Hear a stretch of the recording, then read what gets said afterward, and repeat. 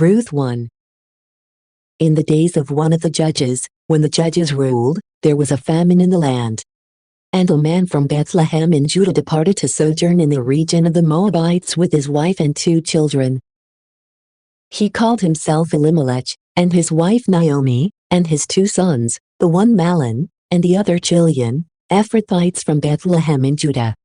And entering into the region of the Moabites, they stayed there. And Elimelech the husband of Naomi died, and she remained with her sons. They took wives from among the Moabites, of whom one was called Orpah, and the other Ruth. And they lived there 10 years. And they both died, namely Mahlon and Chilion, and the woman was left alone, bereaved of her 2 children and her husband. And she arose so that she might journey to her native land, with both her daughters-in-law, from the region of the Moabites. For she had heard that the Lord had provided for his people and had given them food. And so she departed from the place of her sojourn, with both her daughters-in-law, and having set out upon the way, she was about to return to the land of Judah. She said to them, "Go to the home of your mother. May the Lord deal mercifully with you, just as you have dealt with the dead and with me. May he grant you to find rest in the houses of the husbands, whom you will obtain by lot." And she kissed them. They lifted up their voice, and began to weep. And to say, "We will journey with you to your people." But she answered them, "Return, my daughters. Why come with me? Do I have any more sons in my womb, so that you could hope for husbands from me? Return, my daughters, go forth. For I am now exhausted by old age, and not fit for the bond of marriage. Even if I were to conceive on this night, and bear sons. If you were willing to wait until they were grown and had completed the years of adolescence, you would be elderly before you could marry. Do not do so, I beg you, my daughters. For your difficulties weigh upon me greatly, and the hand of the Lord has been set against me." In response, they lifted up their voice and began to weep again. Orpah kissed her mother-in-law, and then turned back. Ruth clung to her mother-in-law. Naomi said to her, "See, your kinswoman returns to her people, and to her gods. Hurry after her." She answered, "Do not be against me, as if I would abandon you and go away, for wherever you will go, I will go, and where you will stay, I also will stay with you. Your people are my people, and your God is my God. Whichever land will receive you dying, in the same I will die, and there I will have the place of my burial. May God cause these things to happen to me, and add more also, if anything except death alone should separate you and I." Therefore, Naomi saw that Ruth, being firmly resolved in her soul, was determined to go with her, and that she was unwilling to be dissuaded, and that nothing further could convince her to return to her own. And so they set out together, and they came to Bethlehem. When they had entered the city, the news quickly spread among them all. And the women said, "This is that Naomi." But she said to them, "Do not call me Naomi, but call me Mara. For the Almighty has greatly filled me with bitterness. I went out full and the Lord led me back empty.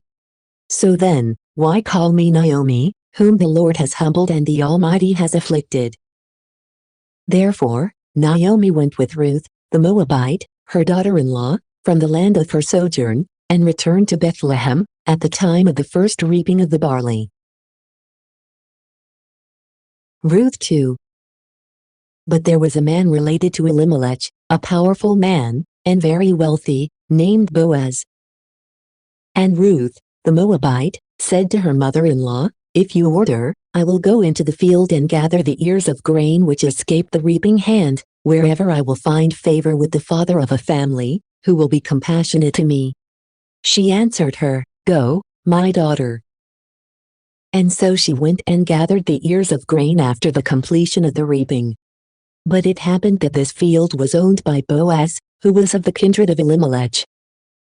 And behold, he came out of Bethlehem and said to the reapers, "The Lord be with you." They answered him, "May the Lord bless you." And Boaz said to the young man who was in charge of the reapers, "Whose young woman is this?" He answered him, "This is the Moabite woman, who came with Naomi, from the land of the Moabites. And she asked to gather the remnants of the ears of grain, following the steps of the reapers, and from morning until now she has remained in the field, and, indeed, not for one moment has she returned home." And Boaz said to Ruth, "Listen to me, daughter. Do not go to gather in any other field, nor depart from this place, but join with my young women, and follow where they reap. For I given orders to my young men, so that no one is to harass you.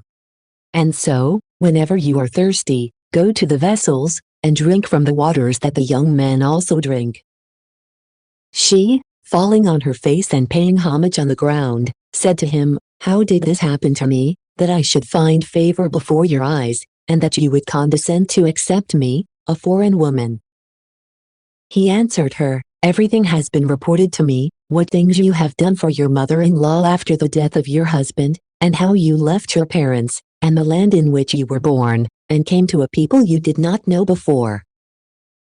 May the Lord repay you for your work, and may you receive a full reward from the Lord, the God of Israel, to whom you have come, and under whose wings you have taken refuge."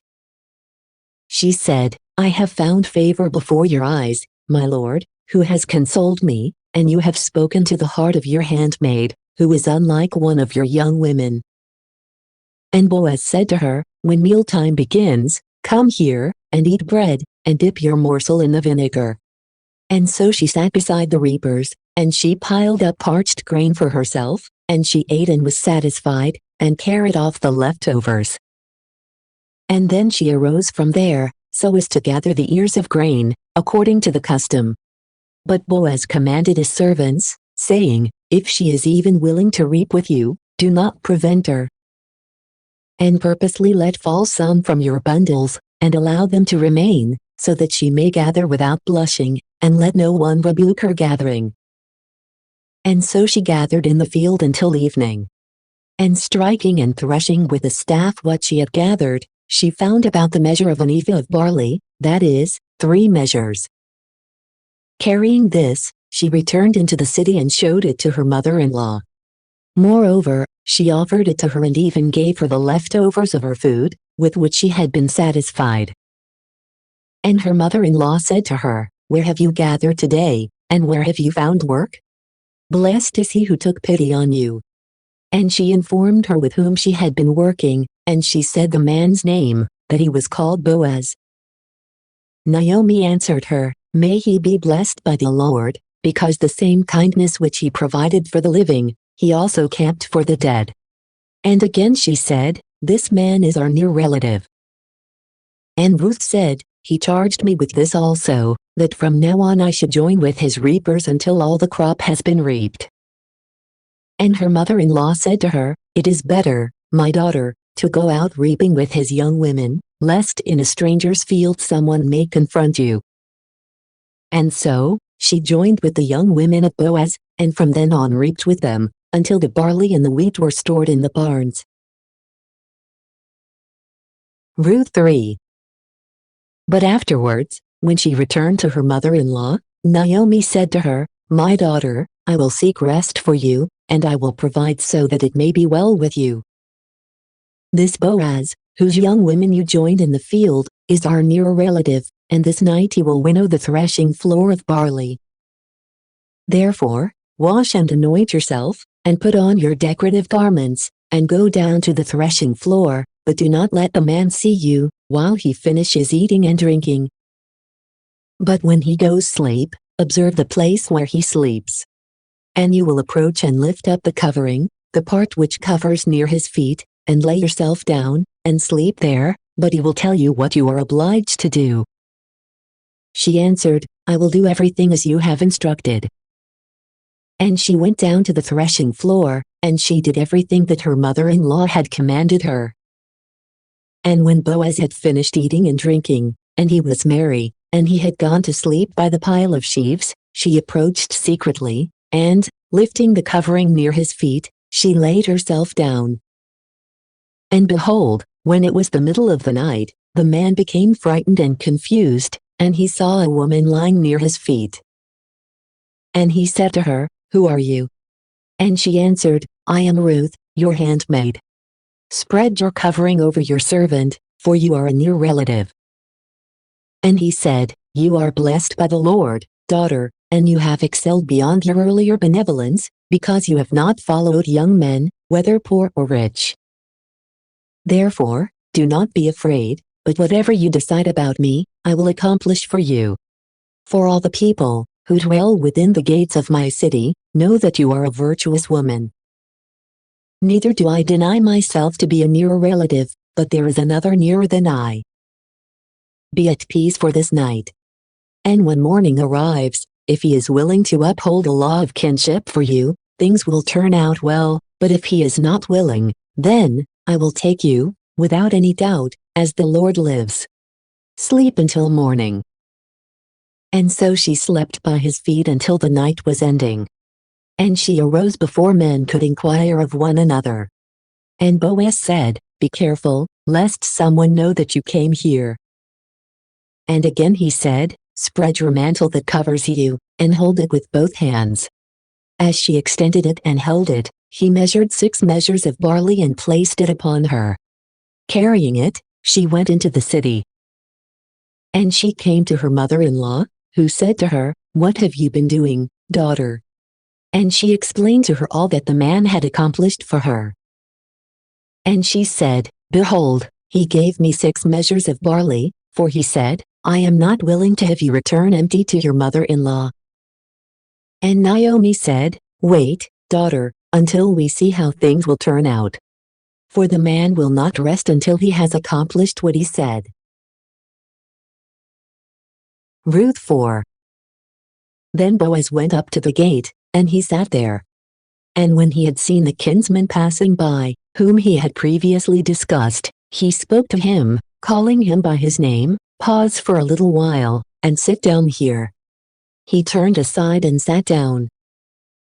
But Boaz, calling aside 10 men among the elders of the city, said to them, "Sit down here."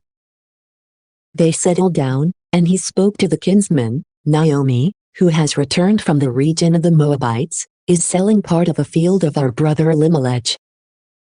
I wanted you to hear this, and to tell you in front of everyone sitting here, including the eldest of my people. If you will take possession of it by the right of kinship, buy it and possess it. But if it displeases you, you should reveal this to me, so that I will know what I have to do. For there is no near kinsman beside you, who is before me, and I am after you." But he answered, "I will buy the field." And Boaz said to him, "When buying the field, you are likewise obliged to accept the hand of the woman Ruth, the Moabite, who is the wife of the deceased, so that you may raise up the name of your near kinsman through his posterity." He answered, "I yield my right of kinship, for I am obliged not to cut off the posterity of my own family. You may make use of my privilege, which I freely declare I will forego." Yet it was the custom between kinsmen in this former time in Israel, that if at any time one yielded his right to another, so as to confirm his permission, the man took off his shoe and gave it to his neighbor. This was a testimony of concession in Israel. And so Boaz said to his kinsman, "Take off your shoe." And immediately he released it from his foot. And he said to the eldest and to all the people, "You are witnesses this day, that I have taken possession of all that belonged to Elimelech and Chilion and Mahlon, and was bequeathed to Naomi. And Ruth, the Moabite, the wife of Mahlon, I have taken in marriage so as to raise up the name of the deceased in his posterity, so that his name will not be cut off from among his family and his brethren and his people. You, I say, are witnesses of this thing." All the people who were at the gate, along with the eldest, answered, "We are witnesses. May the Lord make this woman, who enters into your house, like Rachel and Leah, who built up the house of Israel, so that she may be an example of virtue in Ephrathah, and so that her name may be honored in Bethlehem. And may your house be like the house of Perez, whom Tamar bore to Judah, of the offspring which the Lord will give to you from this young woman." And so Boaz took Ruth, and received her as his wife, and he went into her, and the Lord granted to her to conceive and bear a son. And the women said to Naomi, "Blessed be the Lord, who has not permitted your family to be without a successor, and may his name be called upon in Israel. And now you may have someone to comfort your soul and to care for you in old age, for he is born of your daughter-in-law, who loves you, and this is much better for you, than if you had 7 sons." And taking up the boy, Naomi placed him on her bosom, and she took on the duties of carrying him and nursing him. And the women of the near future were congratulating her and saying, "There was a son born to Naomi." They called his name Obed. Here is the father of Jesse, the father of David. These are the generations of Perez. Perez conceived Hezron. Hezron conceived Aram. Aram conceived Amminadab. Amminadab conceived Nahshon. Nahshon conceived Salmon. Salmon conceived Boaz. Boaz conceived Obed. Obed conceived Jesse. Jesse conceived David. Thank you for watching. If you like the content on this channel, please press subscribe, the like button or comment below. We'd love to get your tips. See you next